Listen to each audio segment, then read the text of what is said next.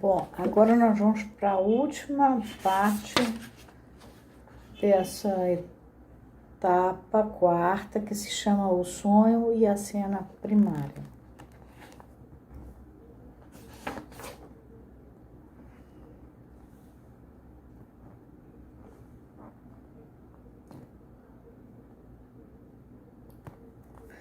O sonho está na página 64. O sonho acabou em um estado de ansiedade, do qual não se recuperou até que teve a babá junto a si. Fugiu, portanto, do pai para ela. Sua ansiedade era um repúdio do desejo de obter do pai satisfação sexual. Prestem bem atenção. Tendência a qual se deve à formação do sonho na sua cabeça. A forma assumida pela ansiedade, que eu não sei se aqui é ansiedade ou angústia, o medo de ser devorado pelo lobo, era apenas a transposição, como saberemos, regressiva. Freud diz que quando a gente chega numa etapa que não consegue ir adiante, regride. Do desejo de copular com o pai, isto é, de obter satisfação sexual do mesmo modo que sua mãe. Seu último objetivo sexual, a atitude passiva em relação ao pai, sucumbiu ao recalque. E, em seu lugar, apareceu o medo ao pai, sob a forma de uma fobia ao lobo. E a força impulsionadora desse recalque? As circunstâncias do caso demonstram que só pode ter sido a sua libido genital narcísica, a qual, sob a forma de interesse pelo seu órgão masculino, estava lutando contra uma satisfação que, para ser conseguida, parecia exigir uma renúncia àquele órgão. E era desse narcisismo ameaçado que derivava a masculinidade com a qual se defendia contra a atitude passiva em relação ao pai. Reparem, eu uso termos como libido. Libido é energia sexual de acordo com Freud. Essa energia passa por diversos lugares do corpo, pelo domínio oral, anal, fálico, genital, assim por diante. No caso aqui, ela está passando pela genital. Narcísica, tem uma escolha com relação ao próprio pai, homem, igual tanto quanto ele. Agora, reparem que este parágrafo ele é nevrálgico, tanto para Jung, que não admitia a sexualidade infantil, quanto para o próprio Adler, porque eu já falei para vocês que em Levítico, um homem se deitar com outro para o coito é considerado uma coisa impura.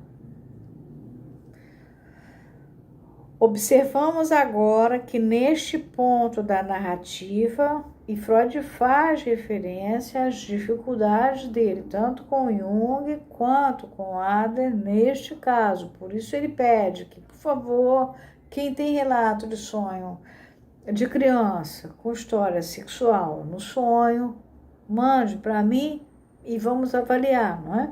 Só 2 pessoas mandaram, a senhora Mira e depois um outro que eu esqueci o nome agora, e Richter, acho, não me lembro, e ele acabou não fazendo essa discussão. O Jung foi embora, o Adler não foi embora, mas enfim, essa discussão parou por aí. Observamos agora que neste ponto da narrativa temos que fazer uma alteração na nossa terminologia, ele Freud. Durante o sonho, ele atingira uma nova fase de sua organização sexual. Até então, os opostos sexuais para ele haviam sido o ativo e o passivo. Desde a sedução, lembra a irmãzinha? Seu objetivo sexual havia sido passivo, de ser tocado nos genitais, mas transformou-se então, por regressão a uma etapa anterior, ao estádio mais primitivo da organização anal sádica, que são da libido, já de certa forma genital para uma coisa anal, mas mais primitivo ainda do que a anal sádica, no propósito masoquista de ser espancado ou castigado. Para ele era indiferente a questão de atingir esse objetivo com um homem ou com uma mulher. Sem considerar a diferença de sexos, passara da babá para o pai. Desejara que seu pênis fosse tocado pela babá e tentara provocar o pai até que este batesse nele. Aí, seu órgão genital era deixado de lado, embora a conexão com esse órgão, que fora oculta com a regressão, ainda se expressasse na fantasia de levar pancada no pênis. A ativação da cena primária no sonho levou-o, então, de volta à organização genital. Descobriu a vagina e o significado biológico de masculino e feminino. Compreendi agora que ativo era o mesmo que masculino, ao passo que passivo era o mesmo que feminino. Seu objetivo sexual passivo deve ter sido, então, transformado em feminino, expressando-se como ser copulado pelo pai. Esse objetivo feminino, no entanto, sujeitou-se ao recalque e foi obrigado a deixar-se substituir pelo medo do lobo. Eu estou usando a palavra recalque deliberadamente. Lacan mostra isso bastante.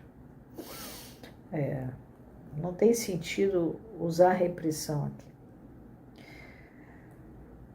Devemos interromper aqui a exposição do seu desenvolvimento sexual até que nova luz seja lançada dos estádios posteriores da sua história sobre estes mais primitivos. Para apreciação adequada da fobia dos lobos, acrescentaremos apenas que tanto o pai como a mãe transformaram-se em lobos. Sua mãe assumiu o papel do lobo castrado, que deixava os outros subirem sobre ele. O pai assumiu o papel do lobo que subia. Entretanto, seu medo, conforme o ouvimos, assegurou-nos, relacionava-se apenas com o lobo ereto, isto é, com seu pai. Ademais, deve nos surpreender o fato de que o medo com o qual o sonho terminava tivesse um modelo na história do avô. Porque nesta, o lobo castrado, que deixara os outros treparem em cima dele, tornara-se de medo, tão logo era lembrado do fato de sua falta de cauda. Tomava-se, de medo, tão logo era lembrado do fato da sua falta de cauda. Portanto, parece que ele se identificou com a mãe castrada durante o sonho e agora lutava contra esse fato. Se você quer ser sexualmente satisfeito pelo pai, podemos talvez imaginá-lo dizendo para si mesmo: você deve deixar-se castrar como a mãe. Mas eu não quero isso. Resumindo, um claro protesto da parte de sua masculinidade. No entanto, entenda-se naturalmente que o desenvolvimento sexual do caso que estamos agora examinando tem uma grande desvantagem do ponto de vista da busca, porque não deixou de modo algum de ser perturbado. Em primeiro lugar, foi decisivamente influenciado pela sedução e depois foi desviado pela cena da observação do coito, a qual, na sua ação preterida, operou como uma segunda sedução. Nota: posteriormente, houve uma tentativa de Otto Rank, em 1926, de fazer uso do sonho do lobo para apoiar suas próprias concepções sobre a análise da transferência. Seus argumentos foram criticados por Shandor Ferenczi, em 1927, que citou o texto de uma carta do próprio Homem dos Lobos, colocada à sua disposição por Freud. Aqui nós terminamos a parte 4ª, que acho que era a mais longa de tudo nesse aspecto. Vocês veem como é interessante o trabalho dele com toda a produção significante, com a posição, e aí vem a posição masculina e feminina, como ele bota o menino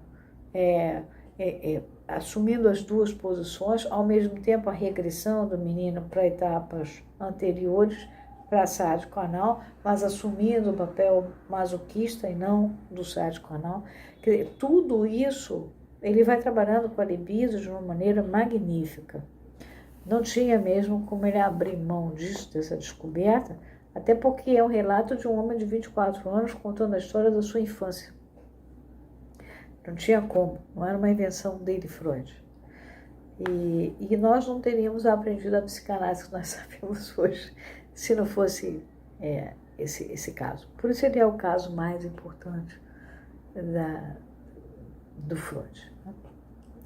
Bom, a gente para aqui e daqui a gente vai seguir mais tarde para a 5ª etapa, tá bom?